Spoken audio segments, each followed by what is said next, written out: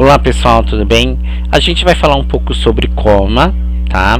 Então a gente vai falar um pouquinho como meu paciente fica em coma, porque ele fica em coma, tá?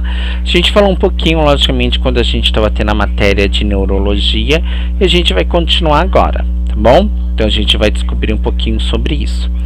Então, logicamente, quando a gente fala que o meu paciente entra em coma, é quando ele tem uma agressão no cérebro causada, logicamente, por uma ação física externa.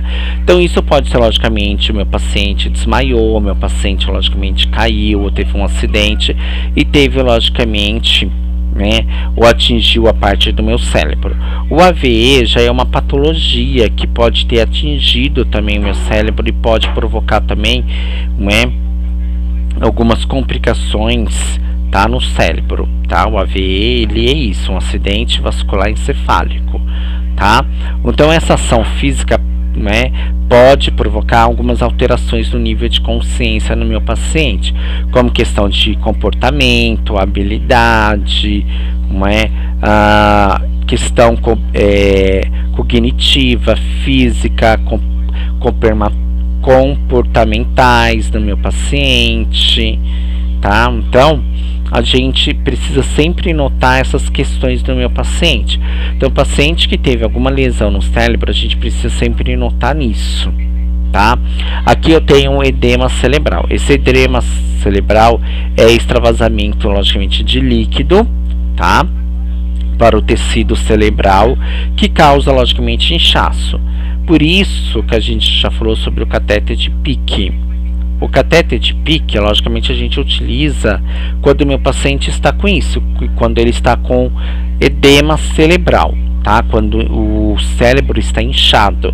Então a gente vai colocar o catéter de Pick e lá dentro o catéter de Pick ele vai, logicamente, medir a pressão intracraniana do meu paciente e, logicamente, a gente pode colocar medicamento dentro do cérebro, tá? Para desinchar.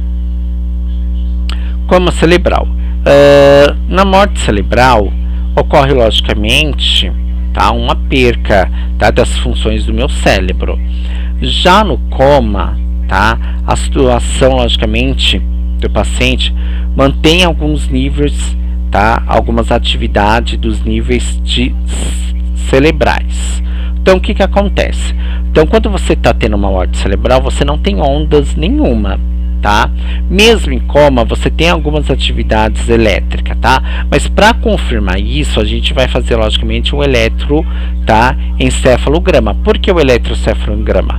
O eletroencefalograma é ele que vai verificar, logicamente, se o meu paciente tem ondas cerebrais ou não. Mesmo em coma, mesmo em coma.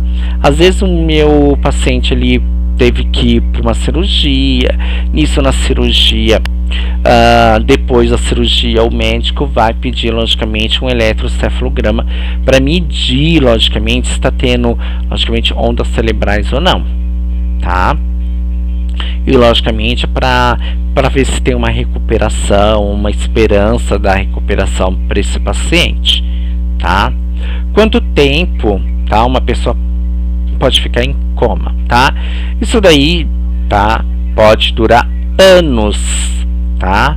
Geralmente a recuperação total da consciência, ele tem um período entre 2 a 4 semanas, tá?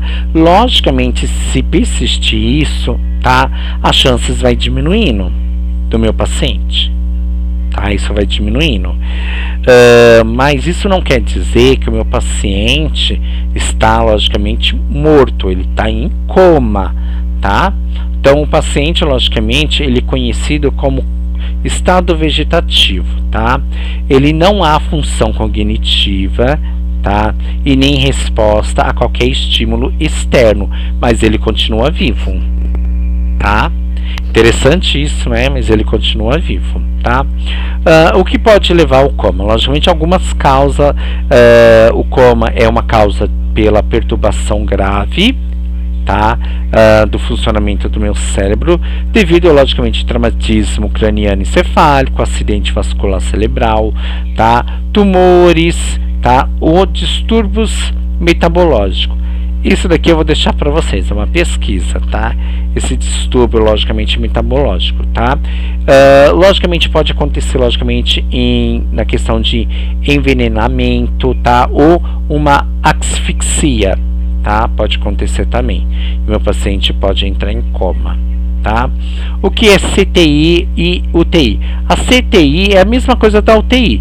É um centro, tá? De tratamento de terapia intensiva, tá? Que logicamente consiste numa área especial, tá? Especializada, logicamente, no hospital, aonde tem paciente, tratamento é para pacientes críticos, tá? Que é a mesma coisa da UTI. A UTI é uma unidade de terapia intensiva e a CTI é um centro, tá? De tratamento intensivo, tá? Não muda muita coisa não. As duas trabalham no mesmo propósito, na mesma finalidade. Tá? Aqui eu tenho um acidente, tá? Vascular, tá? Um TC de crânio, tá? Então eu tenho logicamente um acidente, tá? O meu paciente aqui, ele pode ter um acidente vascular, tá? Um AV, tá? Ou ele tem aqui como aqui um traumatismo, tá? Craniano encefálico, tá? Aqui ele tá logicamente com colar, tá vendo aqui, ó, com colar. Aqui tem alguém segurando a cabeça, não precisa, pode colocar aqui logicamente uma camiseta, alguma coisa, tá? Liberar as vias aéreas. Que protocolo é esse? Olha, meu paciente ele pode ter um AVE, como ele está aqui, paciente em TC, né? Traumatismo craniano encefálico, tá? Pode prejudicar, ele pode ter um edema, tá? Ele pode ter um edema aqui, tá? Ele pode colocar um catéter de PICC nesse local, tá vendo como é bom a gente conhecer, tá vendo, as patologias. Eu não sei o que o meu paciente tem, mas eu deduzo que ele pode ter logicamente um AVE, tá? Ele pode ter um traumatismo craniano. Aqui ele tem um TC logicamente encefálico, né? Ele pode utilizar um catéter de PICC, ele pode logicamente ter edemas cerebral, tudo isso, tá vendo? A gente deduz que o meu paciente pode evoluir ou não. Aqui ele pode ter logicamente hematomas na cabeça, ferimento logicamente no cabelo, saída de sangue pelo ouvido, uma otorragia, saída de sangue logicamente pelo nariz, tá? Que é epistaxe. Eu tenho logicamente hematoma no redor dos olhos, hematomas logicamente através da orelha do meu paciente, tá? Aqui eu tenho uns sintomas, tá? Então ele vai ter logicamente uma deficiência na memória. Quem tem uma deficiência na memória? Um AVE, certo? Traumatismo craniano também.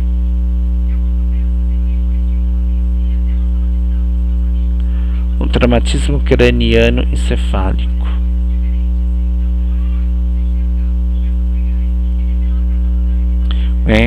Desorientações de tempo e espaço, diminuição da capacidade de concentração, sonolência, confusão mental, apatia, irritabilidade, cefaleia, da vertigem, subidos, né?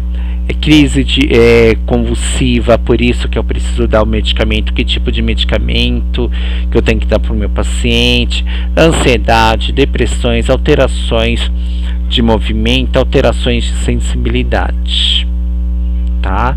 Tudo isso eu posso, logicamente, ter com o meu paciente. Então, tá vendo aqui, ó, pelos sintomas, eu preciso prestar o quê?